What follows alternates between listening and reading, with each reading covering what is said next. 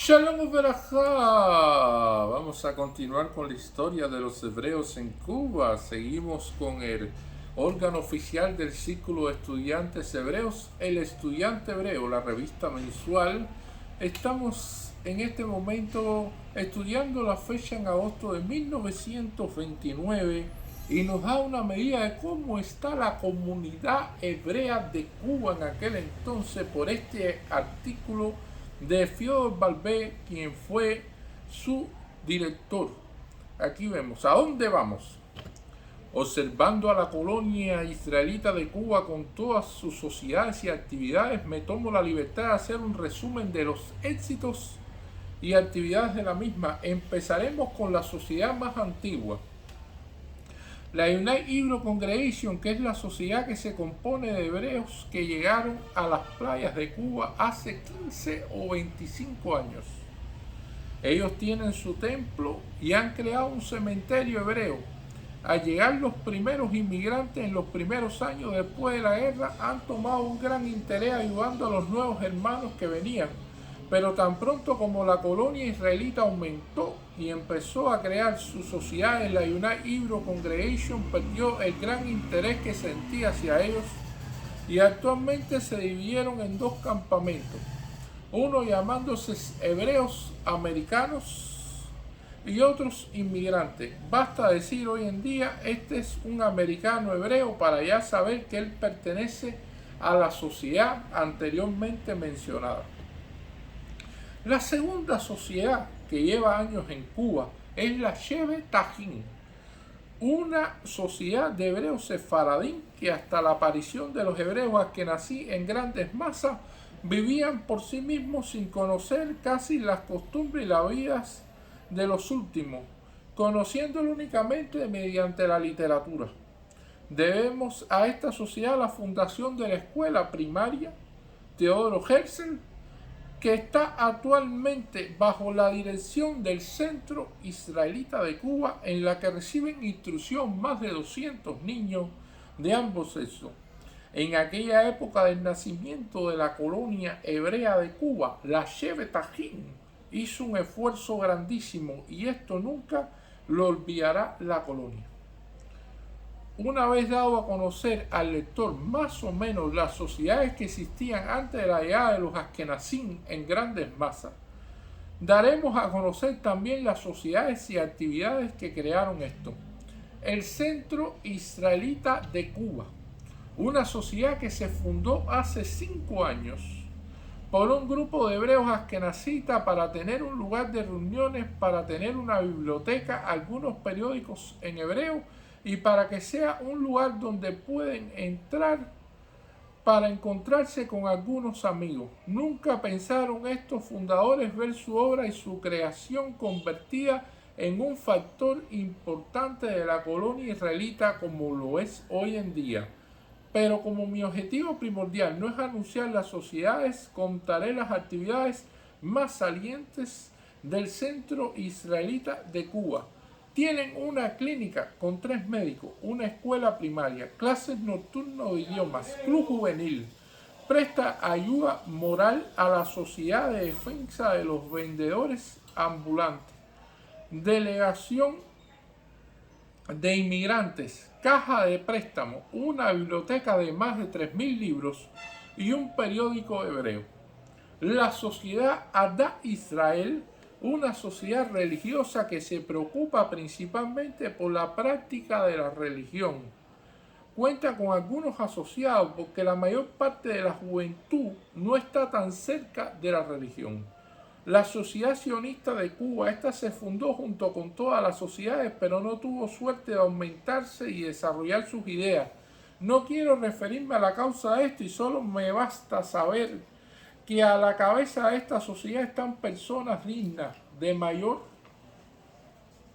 aprecio. Y mi esperanza es que en las buenas ideas junto con la energía de aquellas personas llevarán a la sociedad al éxito más grande.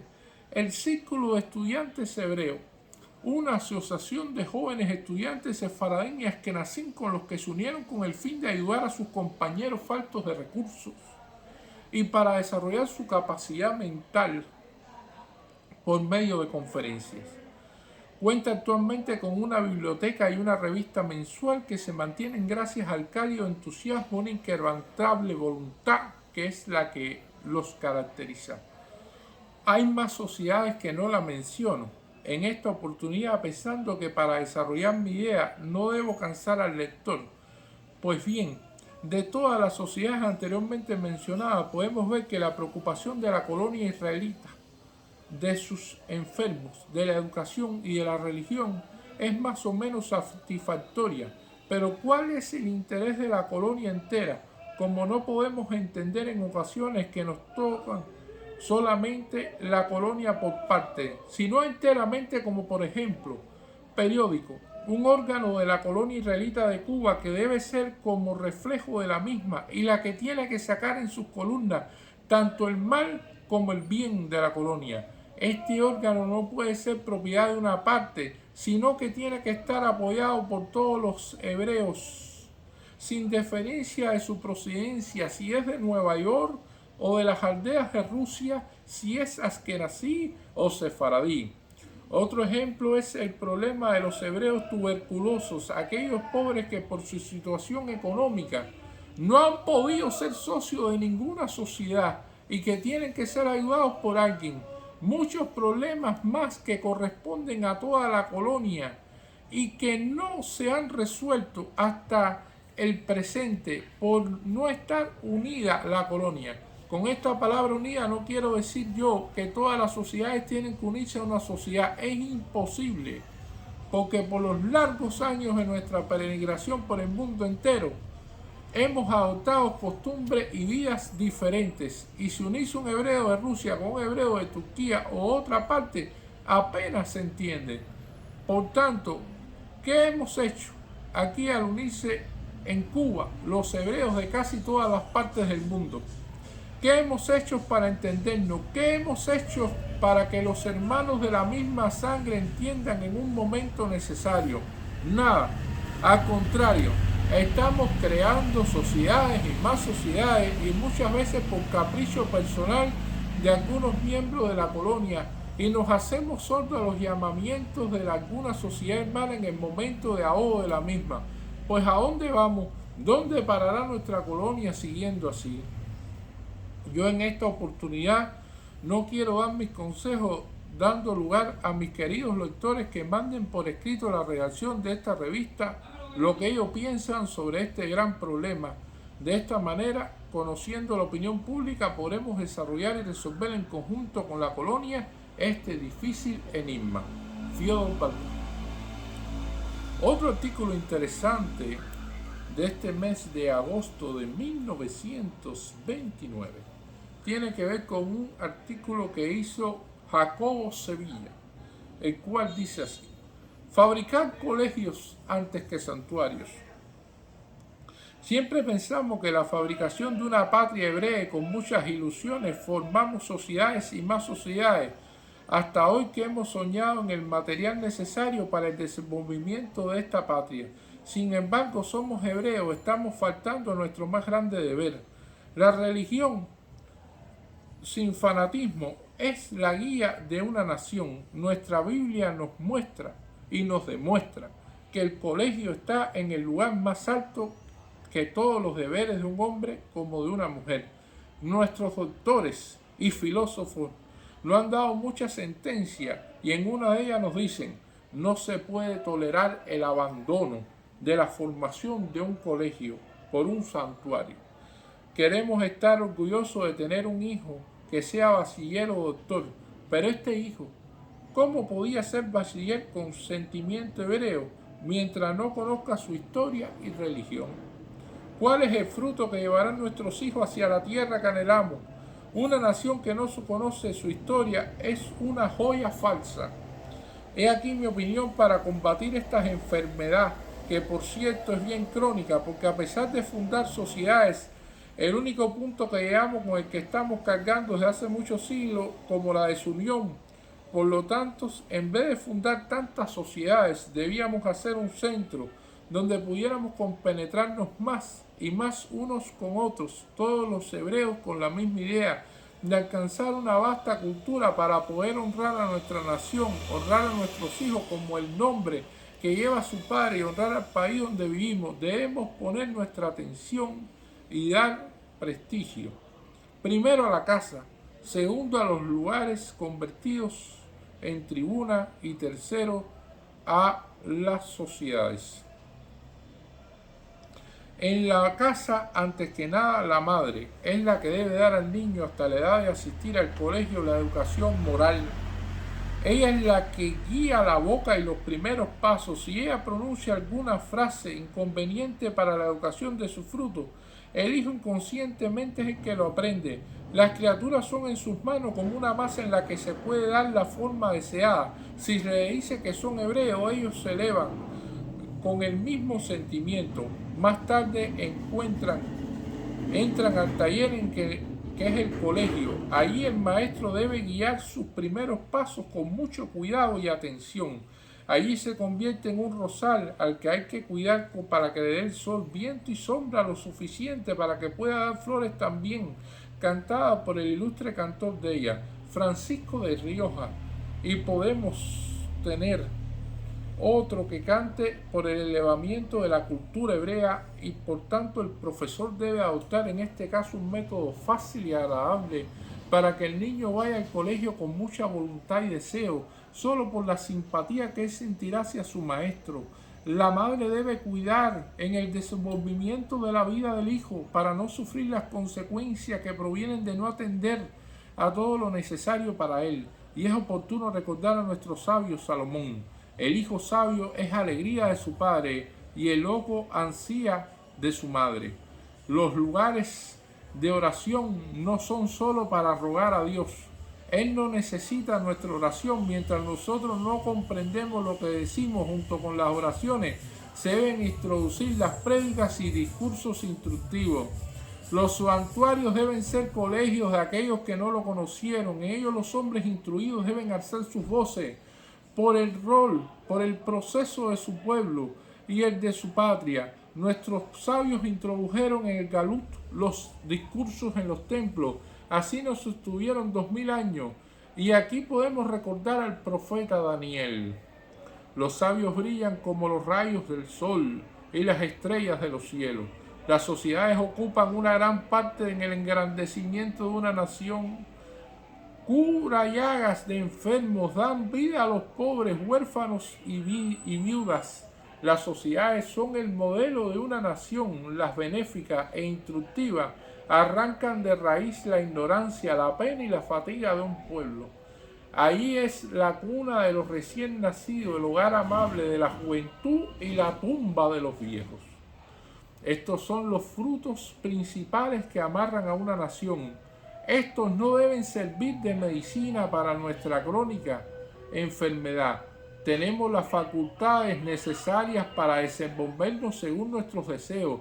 Solo nos falta la voluntad. Vivimos en un país que no deja de respirar un aire fresco, limpio y puro, una ley justa, un pueblo noble en el cual hace pocos años sufría la misma enfermedad que nosotros. Actualmente sufrimos y por eso conoce el gran dolor. Aquí tenemos el ejemplo: querer es poder. En nuestras sociedades tenemos hombres cultos y de mucho valor que andan sacrificando el reposo, porvenir y vida siempre por el progreso de nuestra nación. Aquí tenemos nuestro colegio y muchas sociedades. Tenemos las máquinas para fabricar todo lo que deseamos.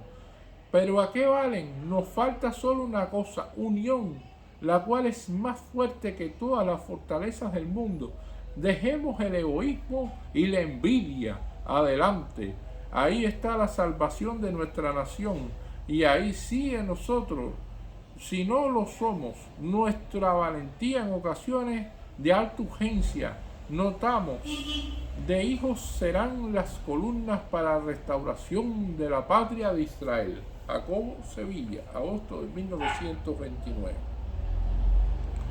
También existe otro artículo interesante sobre opiniones del estudiante hebreo que da Enrique Levy, en el cual dice: es cosa de chiquillos. Señor director de la revista El Estudiante Hebreo, distinguido señor, Aunque no tengo el honor de conocer a usted ni tampoco a la mayoría de los estudiantes que forman parte de su bien organizada e ilustrada revista, me permite rogarle de ser posible y inerte que su antes mencionada revista, este humilde trabajo, que aunque carece de dotes literarios, no así de buena voluntad.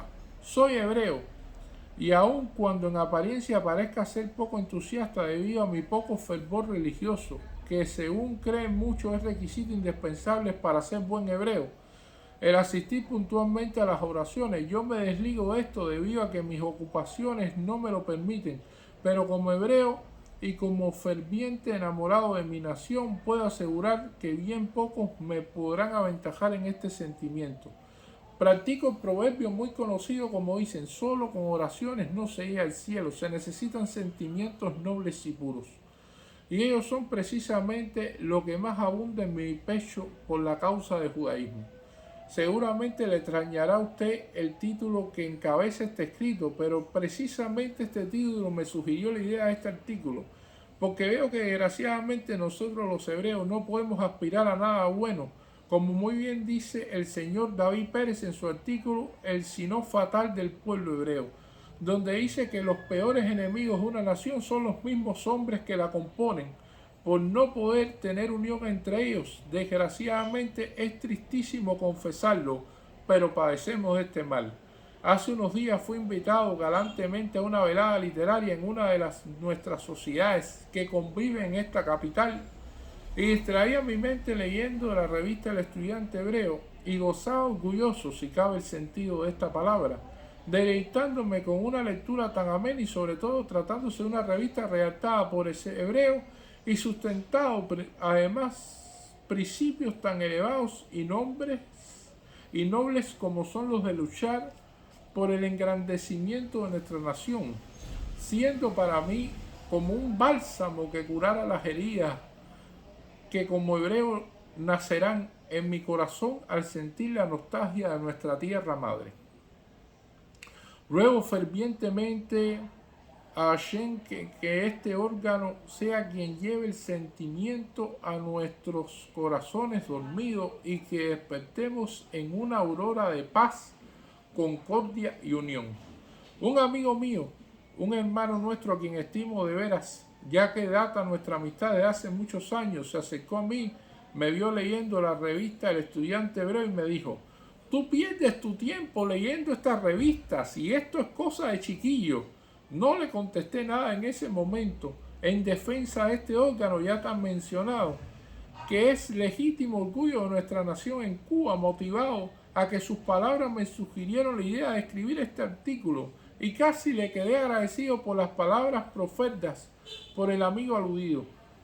Pero quiero naturalmente aprovechar esta coyuntura para contestarle que si es cierto que es una revista, la dirigen estudiantes, chiquillos, pero el ideal de estos chiquillos sustentan es muy grande, grandiosos, porque ellos defienden el judaísmo y sus ideas son nobles y altruistas, y verdaderamente debemos sentirnos orgullosos que lo que no se nos ocurrió a nosotros los mayores que representamos la experiencia se le haya ocurrido a estos chiquillos solo en edad, no así en ideales.